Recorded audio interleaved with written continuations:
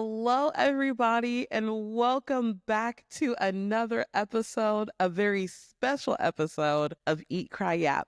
I'm your host, Kenalia, and I couldn't be more emo and more sad to welcome you guys to the 10th and final episode of season 1 of this podcast. I feel so nostalgic just saying that because where has the time gone?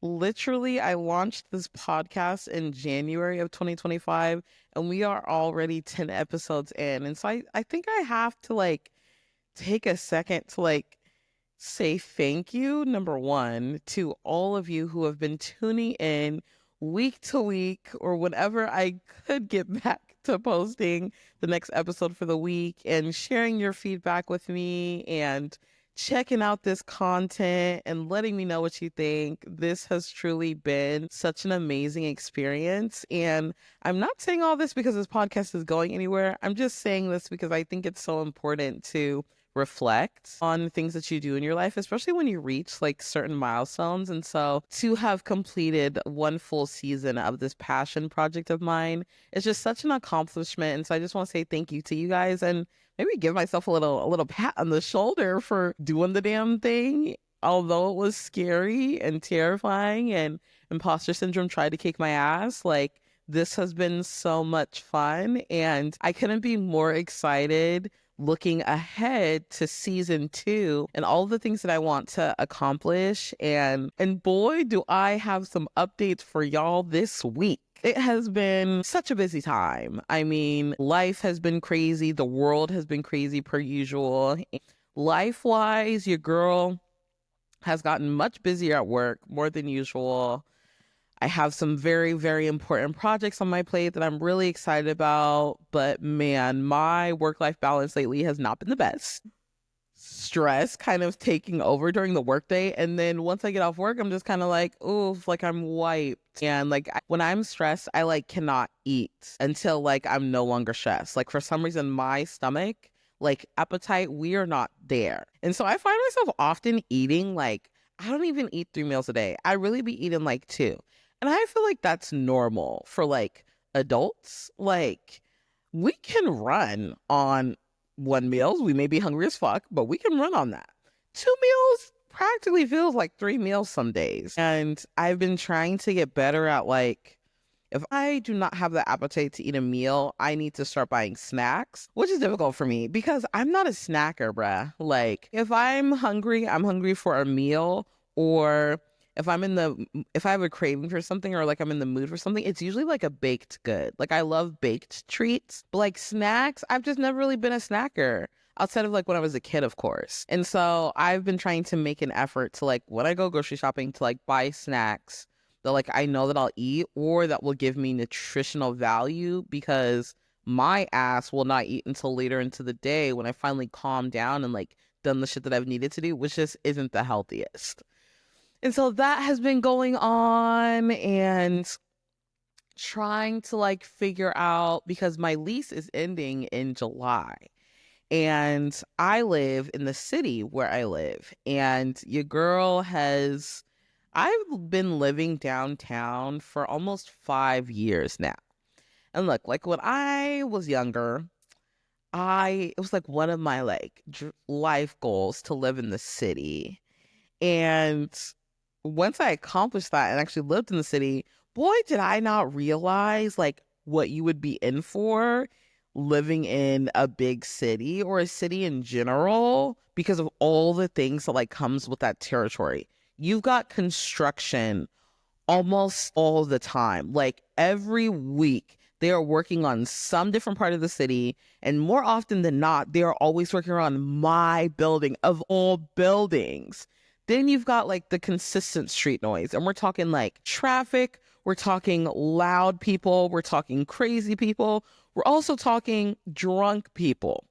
Any kind of street noise you can think of, that happens downtown.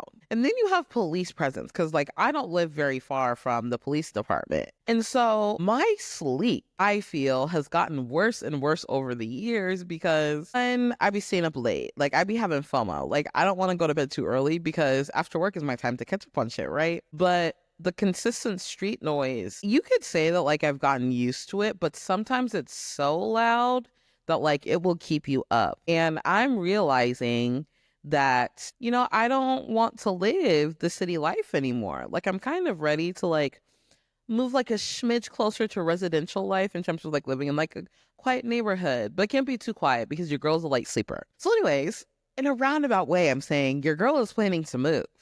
I've been looking at apartments. I've been trying to like look at different areas of like I wanted to live in and try to figure out like, do I want a bigger apartment, which I need because I work from home, like I've told you guys in the past, and I really need like a workspace finally. And this hunt for apartments has sparked conversations between me and my parents and my family around like, long-term goals of like buying, like home ownership.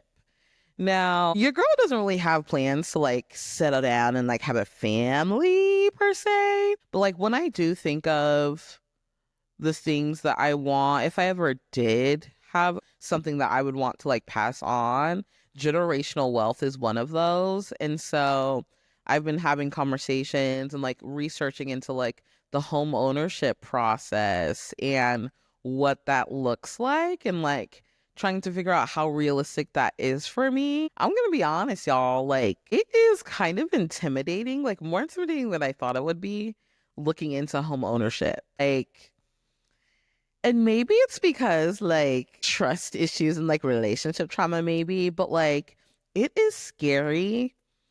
And I don't know if you guys like feel this way, but for me, it's scary to think about a long-term commitment like a house.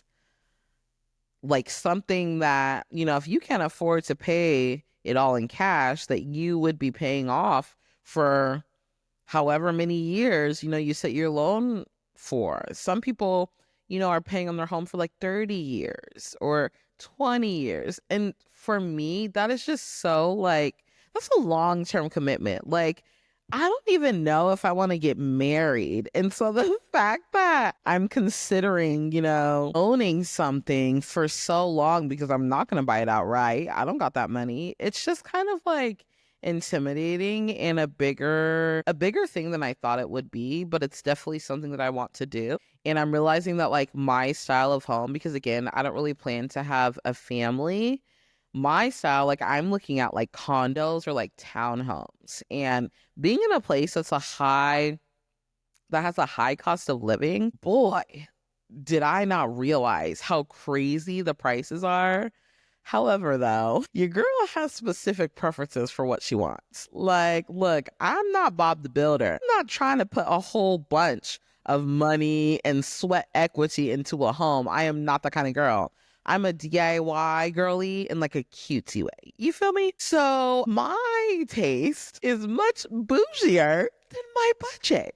And so the houses, the condos, like I'm interested in are so fucking expensive and it's so annoying. And so in my searching, what I've seen as like more feasible is more so like new construction, because the new construction homes are new, right? And so a lot of the features that these homes have are new. Like you really wouldn't have to put a lot of work into it outside of whatever touches you want to make per your design choices. And that's right up my alley, because if I can't get an expensive fucking house that I want, I do want something that like all I will have to do is like less expensive renovations. If you are a first-time home buyer, I definitely recommend looking into new construction homes, because typically they're not priced as high as other homes in the area, but there are reasonings for that. Like sometimes it might be the area where these houses are built, or two, it might be the house is actually not that big. It's a 3-bedroom, but like the square footage might be mad small. And so you are making a compromise with new construction homes, depending on the home, right? Once you find the home that works perfectly for you, upon your features, that's one thing. But I think with new construction and any home really, like you have to make sure that like it crosses off or it checks off all the boxes on your list. So all of that to say, exciting things are in the works, y'all. Like also like trying to plan a lot of things coming up, like trips. with my friends and summer plans. And so I feel like I'm in a good space. Like there's a lot going on and I'm kind of feel like I'm being pulled in different directions, but exciting things ahead. Maybe once I move, I won't be moving till July, but maybe like an episode we can talk about. We'll talk about my move-in process and like my home. And then I think I also want to start talking more about home ownership on this podcast. So stay tuned to that. Okay, let's get into what's the tea, because we've got some shit to talk about today. I feel like the news is starting to feel like reality TV because almost every fucking day there's something new going on with Elon and fucking Trump doing some tomfoolery in this company. From the DEI cuts to the federal worker cuts to Trump removing Secret Service protection for the Bidens. It's giving petty moves, also uneducated moves, because the latest news that came up most recently was Trump signing an executive order to dismantle the Department of Education. I'm going to say that again. The president signed an executive order to dismantle the Department of Education. It feels so odd to even say that because those two things should not coexist.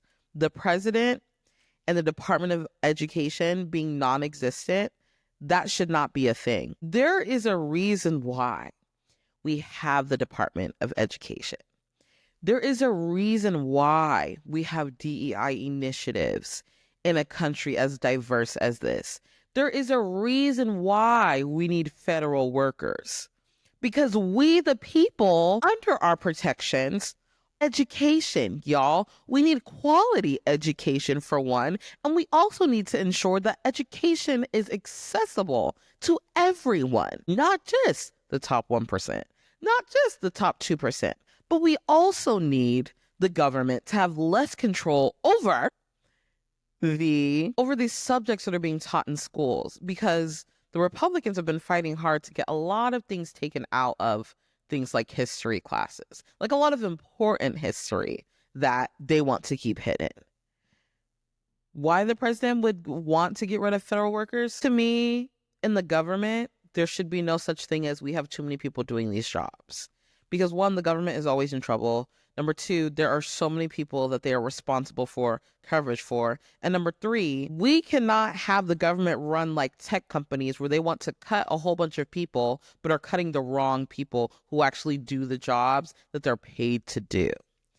It's really giving that before we know it, the United States is going to be, it feels very much like dictatorship. And it also feels like we're leaning into extremes. And the children growing up in this world are going to be screwed when it comes to things like education. We're already seeing the president coming for the rights of transgendered people. What is next on his list? Are we going to go back to segregation? Are we going back to racist times? Are we going to go back to where women can't vote? That's what it's giving. It's giving he's running back all of the progress that was made in this country because it does not suit him and the top 1% of this world to be fair, to be equitable, to be a human. And I've said it before and I'll say it again.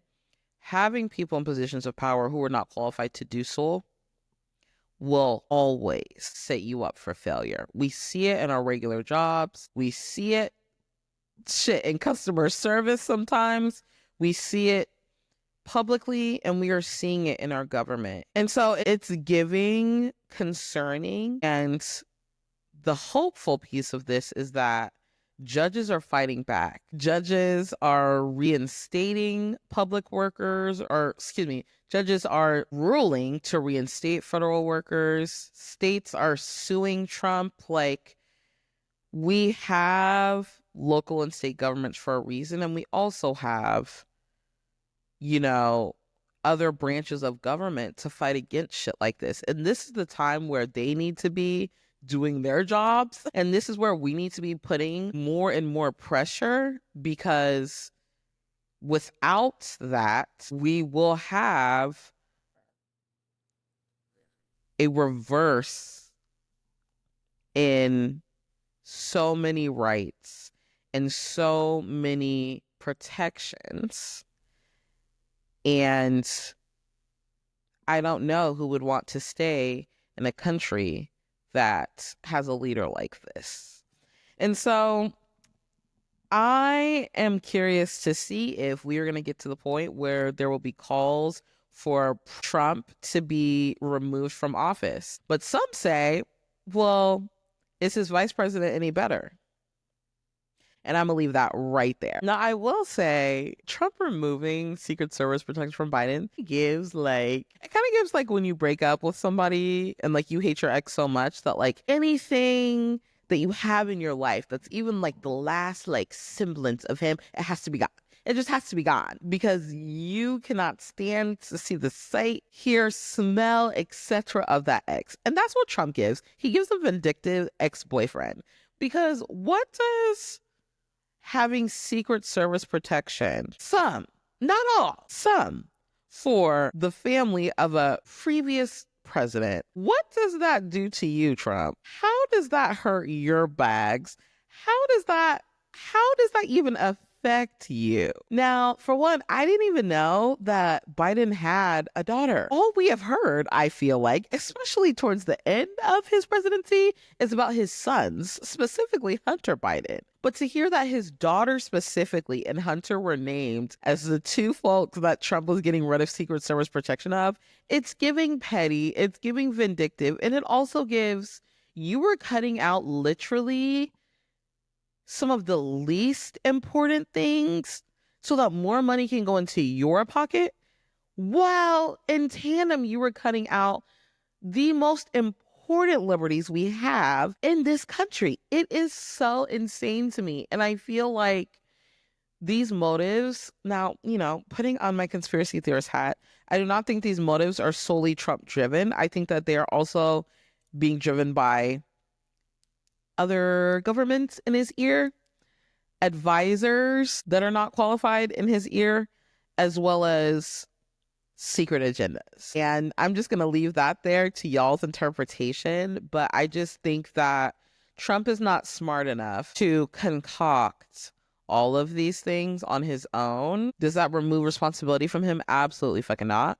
But I think that what we have seen and learned, through history and through the way our government works, the president is truly the spokesperson, the mouthpiece, the puppet, what have you. It is the other powers around him that ultimately influence the actions of the office of the president. And what I'm curious to see is, as he continues to produce problematic acts, like these insane, diabolical executive acts taking away freedoms,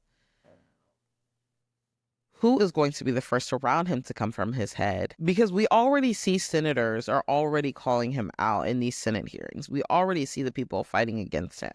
So what is it going to get to? Is he going to concede, or are people going to call for him to be removed from office? Because either way, this man should have never been able to run for a second term. A felon cannot even vote in this country. So how the hell can a felon be the president? White privilege at its finest. Okay, now I'm so curious to hear what y'all's thoughts are on all that has been going on with Trump trying to get rid of things and just truly trying to trim what he considers maybe the fat in this country. Do you all agree with that? Do you all think that he is going to be stopped, that he'll continue to be able to do this? I'm so curious to hear what y'all's thoughts are on this. Put a comment under this video or send me a DM on my Instagram and let me know y'all's thoughts on that. Next, let's transition into what I really want to spend some time yapping about, because, baby, these things are juicy, okay?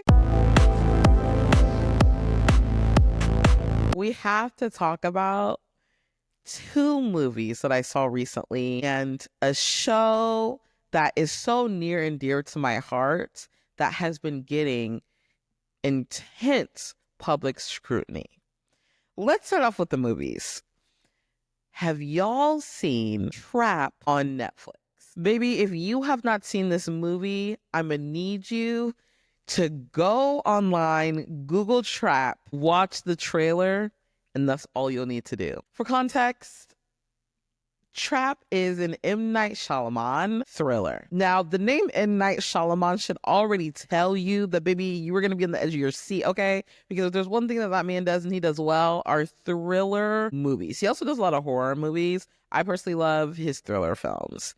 And Trap, I first saw a commercial for it when I went to see, I want to say it was like a Marvel movie, I'm pretty sure, maybe like a while back, right? I saw the trailer and I was like, this looks kind of interesting, but like I don't know that like this would be worth like watching in movie theaters necessarily, right? And so I never saw it in theaters. Recently, it came out on Netflix. I was like, fuck yes, I'm going to watch this. Now, the synopsis of the movie is there's a big concert going on in this town, right? But the concert is actually a setup to capture a serial killer that the police have been trying to capture for a long time. Now, you kind of get an inkling of who you think the serial killer is very early, as well as the journey through the concert. Like, M. Night Shyamalan does a really great job at like taking you on a journey through a story. Like, yes, you may think you know what's going on, or you'll have an idea, but you have no idea of the layers to it and how the movie is actually going to end. And so if you were into thriller films where like you're on the edge of your seat and there's a bit of adventure, there's a bit of compelling, there's also a bit of like, yeah, maybe there's a little bit of violence, this one is a good one to watch. Like I say, this one is on a lower level of M. Night Shyamalan's movie in terms of like scare factor. This was definitely more thriller. Like you're on your seat. You're like, oh, shit, are they going to escape? Are they going to do this? You definitely like are entertained throughout the film. Like I feel like I was not on my phone not once watching this movie.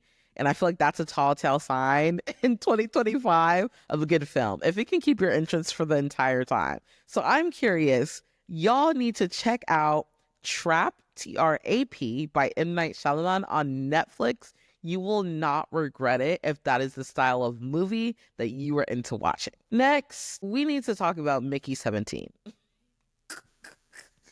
Because the Twilight girly in me was the only pull I had to watch this movie, I'm going to be honest. Because who's starring in it? Robert Pattinson. I have not seen a film with Robert Pattinson in it for a while. Because number one, the films that he did after Twilight, they just weren't intriguing to me, if I'm honest. And two, I was such a bigger Jacob fan that like I was like, ew, like I will never support a Robert Pattinson movie. Like I was one of those girls. So anyways, time passed, whatever. Mickey 17 comes out. Looks like a super interesting movie where you see Robert Pattinson plays multiple copies of himself. And it's a space movie, scientific movie, and it seemed interesting, right? So I saw it. I went to see it with like my cousins and my dad. And if I were to give you a rating for this film, it was a 2 out of 10 for me. Because one, I will say the movie creators did a great job at ensuring that the trailers are just the trailers. Now, hearing that, you're probably like, duh, Kenalia, that's the point. No. Because in the 2020s, period, I feel like in order to get people to go to movies, like in person and not just stream everything, I feel like movie directors, creators, editors have been forced to almost give the storyline in the trailers in order to motivate people to go. Versus back in the day, filmmaking and prior to the 2020s, like much, much earlier, it felt like trailers didn't have to do that. Trailers are only supposed to entice you. They're supposed to give you a little taste of what you're going to get in the movie, but they're not supposed to give you the whole thing. That is the reason why they're called teaser trailers. However, over time, once the streaming age came in, the attention spans are so much smaller with the rise of social media and the streaming era of TV, that a lot of people were not going to movies as often as they used to. Why? Because they didn't really have to. Like, depending on the streaming service you have, a lot of movies will come to streaming at some point. So you technically don't have to go to the theaters, right? But two, there is a lack of motivation as well for people to want to spend money on the movies. And so in order to get those box office compensation, the box office money, movie creators have had to work harder to entice, to motivate audiences more than ever before. And so you were seeing in trailers that you're almost being told what the movie is about because you're seeing so much more in trailers than we ever have before. However, with Mickey 17, what I thought this movie was about, I actually had no fucking idea.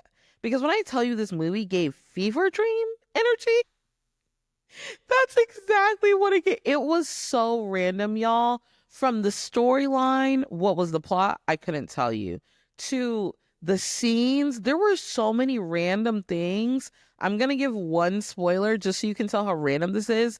There was a threesome at one point, and it had nothing to do with the storyline, y'all. Like, it was just the most random combination of scenes and storylines that, like, by the end, you kind of had, like, an idea of, like, what it was supposed to be about, but it took so long to get there. I also feel like after, like, being away from the film and, like, having conversations about it, you can definitely tell that, like, it's poking fun at a lot of things like government and political leaders and society in some ways. So I get that. However, I thought the execution of the film was poorly made. Like, in my opinion, the story should not have been drawn out so far and should have been more clear earlier around where we're going with this storyline, because again, it was going around, then down, then around the corner, and then there's this and there's that, and then there's aliens. Made no sense. However, if you were a sci-fi kind of person and like you love to be taken on a random weird journey, then like that might be the film for you. Personally, it's not my style of film, but like if you like a little tongue-in-cheek kind of movie that has some sci-fi elements, that has scientific experiment elements, as well as like almost sketch comedy vibes, then that's going to be the movie for you. Mickey 17. It is not out on streaming services yet. It is still in theaters. And so I'm curious to hear, those of you who have watched it, what y'all's ratings are on it, or if y'all have heard negative or good reviews. Personally, I have not heard or seen many reviews on Mickey 17 at all. And so I think that that's kind of like telling. Also, considering like my experience with the film, I was just like, I don't know who's running to watch this film really, because I surely wasn't. And when I saw it, I was like, yeah, like I will never watch this movie again. Like that's what it was giving for me. And so Mickey 17 with Robert Pattinson. Tell me y'all's thoughts, or if you guys are planning to watch it, because you can literally Google it and read the description and decide for yourself if you think that that's something to watch. Now, two shows that we must chat about today. The first is The Residents, which is a mini series in association with Shondaland. Now, your girl is a major Shonda Rhimes fan. I mean, Shonda Rhimes has the gift of the pen, but she is also a talented director. And some of my favorite shows from her are like How to Get Away with Murder, the Bridgerton series, like the way she storytells and romanticizes eras like the Renaissance era. I think she just masterfully does it. Now, The Residents is a new series that her company is associated with that is written by a man, actually. Stars Uzo Udoba. I hope that I pronounced her name correctly. She is one of the most talented actors in Hollywood. If you recall, she was in the show Orange is the New Black. She played like a little cuckoo character who had braids. And Uzo Adoba plays Cornelia Cup in this series. And this series is truly a murder mystery, a whodunit style of show. But it has like a quirky, like charming edge to it. What I was expecting was actually what it wasn't at all, which I loved. It was so much more comical than I thought it was going to be. You could definitely liken it to like Knives Out or some of the ensemble cast whodunits that we've seen in the media within the last few years. It is kind of very similar to that, except it has its own spin because it's following a Black detective who was called in to solve the murder of a White House staffer. And the story follows not just her attempting to solve the murder, but it also gives you insight into Cordelia's story as a person and how she ultimately became the quirky, the chilling, the smart, the no bullshit detective that she is today. And I feel like by the end of the series, you don't have any more questions because they tell the full story of not just Cordelia, the detective, the ensemble of suspects who she thinks might have done the crime. Like I would say each episode or every 2 episodes around that are dedicated to telling the story of one of the suspects. And that is what I truly love about storytelling, especially in TV and film, is the journey that you go on to get to know the characters. And when it is well executed, especially in a whodunit, you don't have any more questions. By the end, you just want to talk about it. You just want to talk about, damn, like, I thought it was going to be this person, but it totally makes sense because of when this happened and this happened. And, like you just want to give your feedback on it instead of like, I still don't know this or I still have questions. I feel like they crossed every I and dotted every T and told the story in such a quirky and fun way that I wouldn't categorize it as a drama. I categorize it as a murder mystery comedy because that's exactly what it is. I also really love that it's a story about a Black detective and shares some insight into like her family. And I really loved how in telling a Black story, which I don't believe is a true story, but in telling a Black story, it is not centered around Black pain. It was so nice to see a Black family, a Black story that was centered around a soft life but an intriguing life. Like the foundations that created who she is today, but were not founded based off of a traumatic event that she had in her life. Or like the foundations of this detective truly were love, which I don't know if that's necessarily a spoiler or not, but the foundations of her story are love. And that was something that you wouldn't expect from a story about a detective and solving a murder. And that was so dope to me. And that is why I have to rate this series an 8 out of 10. I think what would have made it a 9 or a 10 out of 10 for me is just if there were more elements of action in it for me. Like, I really love to see a little bit more of the thrill of a thriller and a murder mystery. And so those were the only missing pieces for me. I 10 out of 10 will recommend The Residence to y'all. That is what it's called, The Residence. The character's name is Cordelia Cup, which is Uzo. And you can find this series on Netflix. It is out now. It literally just came out last week. So y'all have to go check it out and let me know what y'all's thoughts are. If this checked off the box of a solid murder mystery or if it was missing things for you. Okay. I have to take a deep sigh when talking about this final show with y'all because the reaction to this show triggered me in ways that I was not expecting, but I think are valid considering the people involved. So the show that I am talking about is With Love, Meghan, Meghan Sussex's new Netflix show. Now, if you didn't know, previously known as Meghan Markle, she created her own Netflix show that is essentially a combination of cooking, lifestyle, home decor all into one. And it's a mini docuseries, essentially, is like the actual category of it, where she has different people in her life come to visit her and they do an activity together. Like they cook something or she's giving you tips on how to elevate different things in your home, meals, flower bouquets. Like it absolutely gives like a culmination of so many cooking and lifestyle shows that we've seen from like the Martha Stewarts in the world and the Rachel Rays in the world and like all these well-known home and lifestyle influencers, but from the lens and style of Megan Sussex, who is royalty, who is married to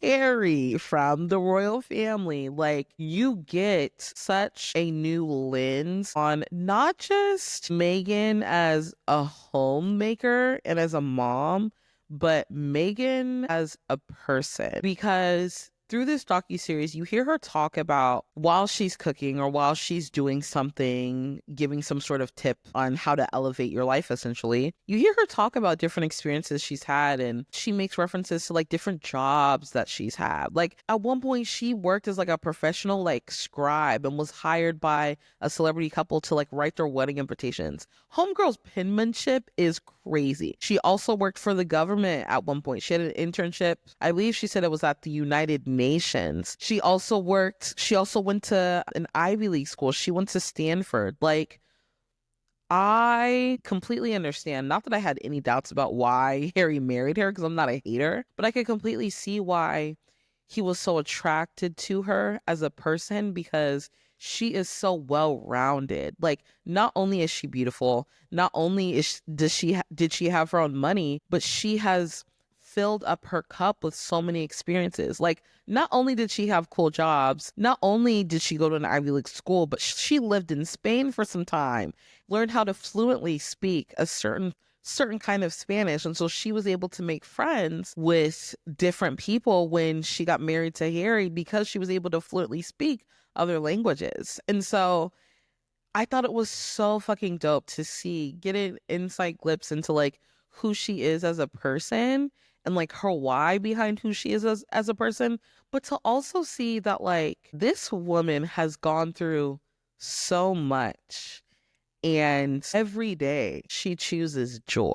Every day she thinks about, what can I do to make someone else's life better or to make them happy? Like, her focus around her recipes that she makes on the show or the bouquets that she makes on the show, it's all centered around intention and around what she knows that person would like and making them feel special and welcome in her home. And that, to me, as someone who's an intentional person or who cares a lot about others, I thought that was so inspiring, because to me, the only way to stay sane after what she has gone through specifically is to choose joy, is to focus on what brings her joy, which is making other people happy. You don't see her trying to do like what everybody else does. You see her being quirky. You see her making mistakes. And she talks a lot about how like it's not about perfection. It's about joy. It's about happiness. It's about having fun. And you see her doing that. You can also see that like she's kind of type A and like likes to do things right. But all in all, I thought the series was so beautiful and really made me romanticize the life that I want to have. Not saying I want to be a duchess, but in terms of like living a soft life and living a life with intention, like those were such key takeaways I took from the show. And so to see the social media reaction to such a wholesome and fun show, especially if you were into home decor, cooking, lifestyle shows, this is a perfect show to watch. But to see that the social media reaction was as stark as the reaction to her being a royal and dating, not even marrying Harry yet, but when she was dating him and then them leaving the royal kingdom, to see that same reaction she was getting there followed her through a passion venture that she was trying out, where she is doing nothing but living a soft life on camera, living her best bougie life on camera. It was a reminder to me that if you are a Black woman in America, no matter what you do, everything you do is going to be picked apart. You are not allowed to not be relatable to the poorest of Americans who are going to watch your show and rip your show apart because it's not meaningful to them. You are not allowed to wear your Ivy League sweatshirt on your show, although you attended that school. You are not allowed to do kind things for your friends on your show because people are going to assume that you're not being real and you are not being genuine. However, We have the Martha Stewarts of the world, who surely was not relatable. And yet Martha Stewart went on to become one of the wealthiest home and lifestyle influencers, I would say, in America. Even went to jail and was welcomed with warm and open arms. But Meghan Markle was not allowed to date a royal, be a royal, leave the royal family, prioritize her family and her well-being, move to California, and now do what makes her happy, which is bringing joy to other people. To see the comments on different social media pages of TV shows that she was being interviewed on, and for people to pick apart everything she said. The girl could have said the sky is blue, and people would have been like, who does she think she is to tell us that the sky is blue? She is so ungenuine. She should go to hell. Ew, why is she on her screen? Look at what she's wearing. It is insane. If Meghan were a full white, basic girl who lived her life the way that the social media haters critique her, Meghan wouldn't have had to go to an Ivy League college. Meghan wouldn't have had to have been a well-rounded individual. All Meghan would have had to have been is white, and she would have been accepted. Yeah, she might have been body shamed here and there. She may have been shamed for her outfit choices here or there, and maybe her hair, and maybe she gained some weight, but she would not have been scrutinized to the level that she is still being scrutinized to this day for just living her life. Meghan is not a narcissist. Meghan did not live her life throughout the show telling us, I'm rich, you're poor, and you should feel bad about yourself. Meghan invited us into her world and invited us into how she thinks and how she likes to make the world around her better by living this soft life where she gardens. She has a farm. She be walking around barefoot. She makes gifts for her friends who are visiting 1 to 2 days top it. She's making shit from scratch because it brings her joy, seeing the joy in other people's faces. And the fact that that is not good enough for so many white people in the world. We're not even talking about the US, y'all. We're talking about the world. It is amazing that Meghan is still alive, because the amount of pressure and vitriol she has received would have taken so many people out who deserve to be here. And so I just felt so sad for her, because this was one of the main reasons why she was, trigger warning, suicidal. She was having thoughts of suicide when she was living around the royal family, when she was going through engagement, leading up to the wedding, after that. And for her to take time away, pour into herself and her family, and to come back and be welcomed like this, it makes me feel like sometimes that the world does not deserve Black women, because the amount of pressure, the amount of standards, the amount of judgments, the unfair treatment, being a normal person, imagine that times 200 as a famous person. It is exhausting beyond all words. Like, exhausting is not even the best word to describe it. And I'm just so thankful that there are people out there like Megan Sussex, because we need more of that. Black women need to see more Black women living a soft life. Black women need to see Black women who are wealthy, who turn high to low, who aren't ashamed to talk about their accomplishments. We need visibility in all our shades, in all areas of life. The threshold for success for Black women does not start and end at being a reality TV star, an actress, a singer, etc. There are so many levels of visibility into the lives of Black people that we have not seen, and that is intentional because of the racist history in this country. She is living her life in a genuine, kind, and intentional way And yet the racist perceptions that people want to impress around Meghan are what are making them so mad about her show. Because she's not that. She's not ratchet. She's not braggadocious. She's gracious. She's generous. She's kind. She's funny. And she's talented and gifted. And if there's one thing we know about people in this country is to be young, gifted, and Black is a threat. But to be a woman, gifted, educated, and Black, you're a threat to a society, baby. And that makes me so sad for her because I wonder, and you can see too, like there was one episode towards the end of the season.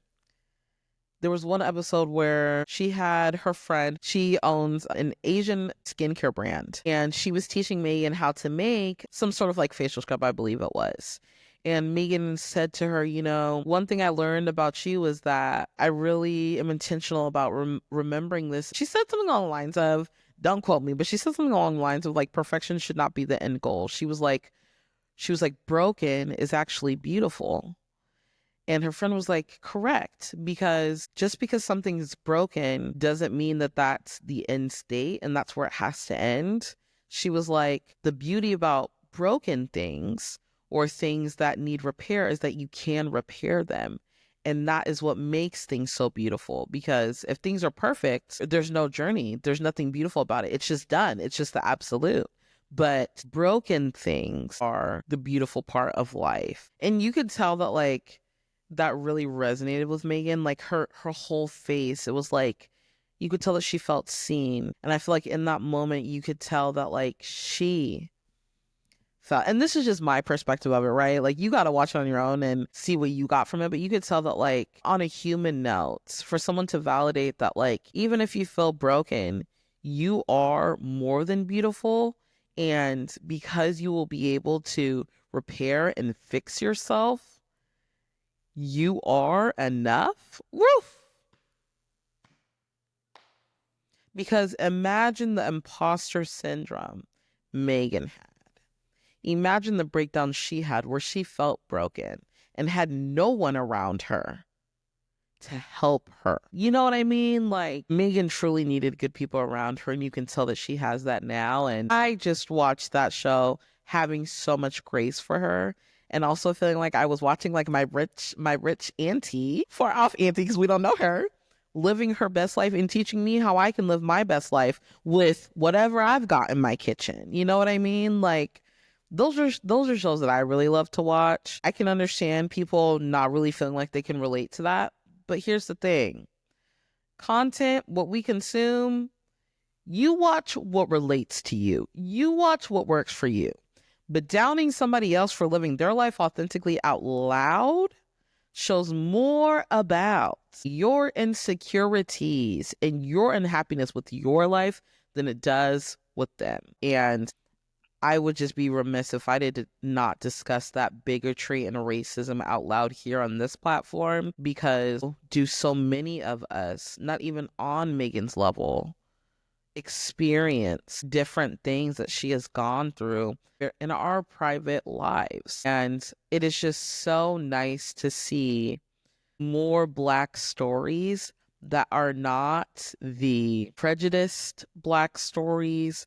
They are showing where Black people can go, but society doesn't want us to see that. And I'm so glad that Meghan put out this show, because we've needed a soft life show on TV, personally. When people choose to live their life out loud, we should be welcoming them with grace and understanding if they're not problematic, right? But we all have journeys that we are walking in that nobody else, if someone else tried to fit their feet in our shoes, it would not even be close to a perfect match, because our journeys are our journeys. And I think the journey of life is so different for all of us. And I want to see a world in which we are doing more celebrating of people's journeys and how far they've come, and welcoming different ideas of content that we should be seeing in the media, because so much of what we're consuming is doom and gloom, and the world is over,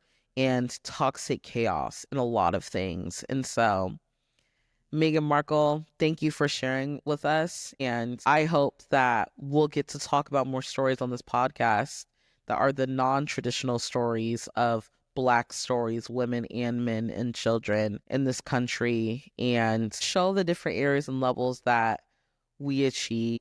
And so thank you all again for riding on this journey with me of season 1 of Eat, Cry, Yap. I hope that you guys have enjoyed it. I hope that you guys have laughed with me and enjoyed this content. Your girl will be taking a short hiatus for just a few weeks to get my planning in order for season 2, but I can't wait to be back chatting with you guys every Wednesday in just a few weeks with new content, a new season, and new things to yap about.